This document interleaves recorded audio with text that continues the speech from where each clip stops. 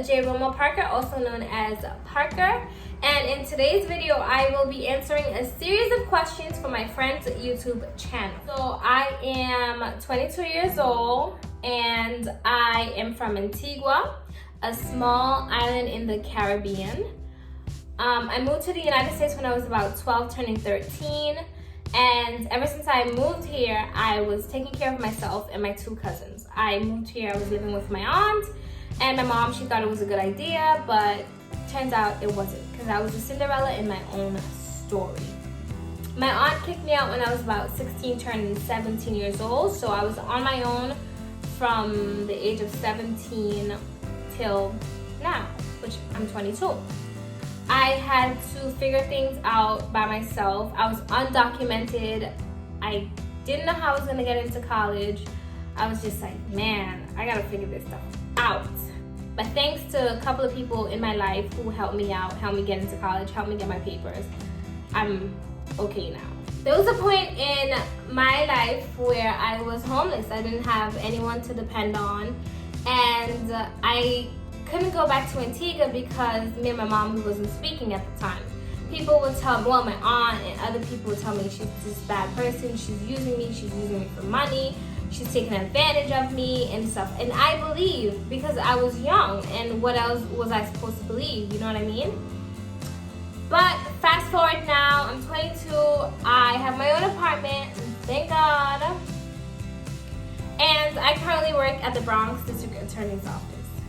Thank God for that too. So now that you know a little bit about me, I'm going to be answering the questions that were sent to me.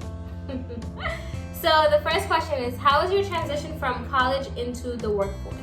So all my life, I've always had a job. I've worked so many different jobs. I've worked as a dog walker, I've worked as a nanny, I've worked as a person that hand out flyers, I've worked at Sky Zone, I've worked at Burlington. I've always had a job.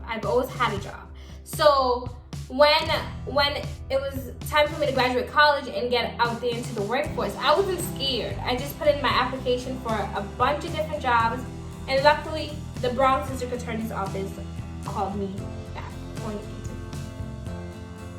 Some people work to get more money, while some work to survive. Why do you work? I work because work is my safe haven. Like I said, I live in the United States alone. I don't have anyone to fall back on, and I don't have anyone to say, oh, can you please help me out? I have to do things on my own, and I have to get money on my own in order to survive, because we need money to survive. But I don't think I work for money, because I've done a million and one things. I've stayed back late, went to work really early, and just because, you know, not because I was asked to, but because I want to accomplish something. I work because I love to work. I love to stay busy. I love to be active. I love to learn. I love to know different things. I want to be able to conquer. You know what I mean? So I work because I want to excel in every single possible way. I want to be known. I want people to say, wow, she is good. She could work her ass off. She is dedicated. She is motivated. She is successful.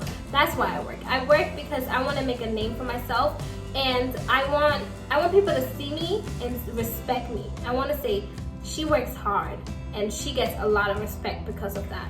That's why I work really hard.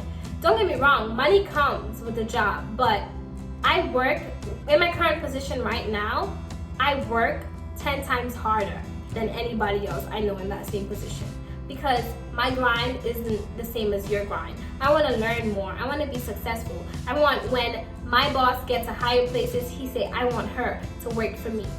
Now that I think about it, I miss college. 8 months into my job, and I can promise you I miss college a lot. One of the reasons why I miss college, I miss my professors, and I miss just going to class. I miss not really having a responsibility, and I miss the feeling of, like, for example, I just get up in the morning and I literally go to school, see my friends, talk all the time in class, leave school and go home. Now it's different. In the work field, we have to understand that we're not being babied anymore. We're not kids.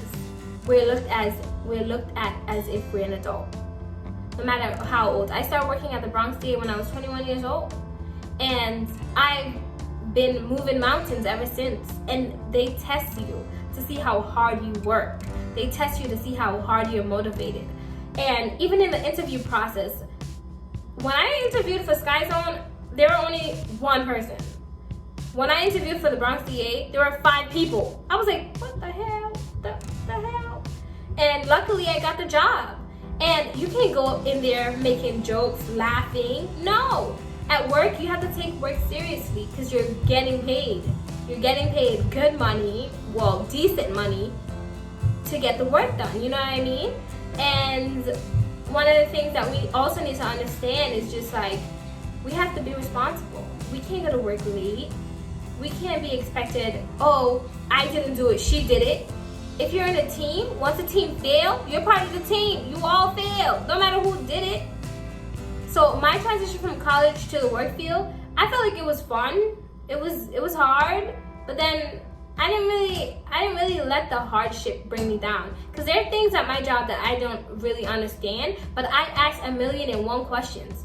In college, sometimes you're afraid to ask questions and you don't ask questions. But in the work field, you better ask them questions, because if you don't, you'll be lost forever. I'm not even exaggerating.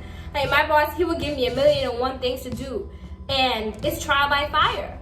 He tests me out to see how well I do.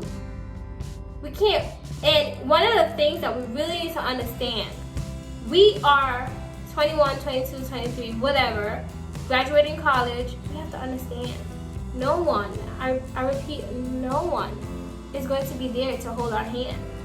You better figure that shit out. You better hold your own hand and drag yourself. And you can't play you're the victim in it. Oh, I'm so tired. I'm working, I'm doing this, I'm doing that, I'm going to school and plus work. No, they don't want to hear that. If you're not ready for it, don't go into the work field. Take a break, take time off, because it's not a joke and they're not going to treat you as if you're a baby. The third question is, how do you personally balance your work life and social life? Well, that's a hard question because I don't really do much. I go out here and there, but I'm not really big on going out, partying, and having fun and stuff like that. I have fun in my own way. For example, like I would go out to happy hour with my friends, or I would invite them over, they will come over, I'll cook and we all eat, we sit down, we watch movies. That's my kind of fun. But I do work Monday through Friday from 9 to 5. So I would say I balance like if my friends want to go out during the week, after work, I would go with them to happy hour, or I would even go out with a restaurant after work. But sometimes I work 6 in the morning to 8:30 at night, because sometimes what I'm doing, it requires me to do much more than I should. Not really I should, but I do a lot at my job, and I volunteer to do a lot of things. I'm not just gonna settle for one thing. I'm not gonna just go to work and then go home. Before I leave work, I'm like, hey, if you guys need help with anything else, if they do, I'll stay back. Like there's one time, my boss, he couldn't figure something out, so he asked me to stay, to stay and help him, and which I did, and I left that night around 6:37, and that to me, I wasn't complaining, you know. I love my job. No matter what job it is, I've always loved working. I manage my social life by just telling my friends, hey, maybe we can't do it this day, but we could do it on another day. And you know, I have understanding friends, so that's really cool. And even sometimes when we're not doing anything crazy at work, exactly at 5, I'm like, all right guys, good night, clocking out, you know what I mean? So, but if they need help, or if I see that they need help, I would stay back the extra 2 hours or extra hour or so. Normally that's how I am. So the final question is, what and who inspires me to keep going? So I don't want to be cocky or anything, but I'm going to truly say I inspire myself to do better. I inspire myself to keep going because a lot of things happened to me from since I was 12 when I first moved here from Antigua to now. Like, for example, I was basically a mom. I helped my aunt raise her kids. I was a Cinderella stuck in my own story. And I remember feeling down and sad, and I'm just like, no, I'm not gonna feel sorry about anything. I'm not gonna feel sorry. I'm not gonna feel pity about what happened to me in my life. I'm gonna stay positive, and I'm gonna keep striving, and I'm gonna keep doing my best. I don't dwell on the past. I don't dwell on negative things. I don't sit around and feel sorry for myself. I want to make a name for myself, and the only way to do that is keep going and keep working hard and making people notice. No matter what you do in life, people are going to notice the little things about you. For example, in my job, like I say, I always eat. My personality, I'm a very strong young woman, and I believe in working hard, and my work ethic it shows. It's very known, and no matter who my boss is, they always talk about my work ethic because I'm dedicated and I'm motivated. And the young me keeps me going because I want to be able to provide for my kids in the future. I want to say, hey, this could happen. No matter what happens to you in life, and it's what you make out of it. You can't sit around feeling sorry for yourself. You have to keep going. You have to keep working. You have to keep striving. If someone's doing good, you have to do 10 times better if you want it more. So that's what keeps me going in my life. Also, I'm very religious. I pray to God, and I have one of the most amazing fathers in the whole wide world. And seeing my father work hard for me and staying positive for me and trying his best to help me out whenever I'm in need, it blows my mind. I work hard because my father is a good man, and he wants to be proud of me.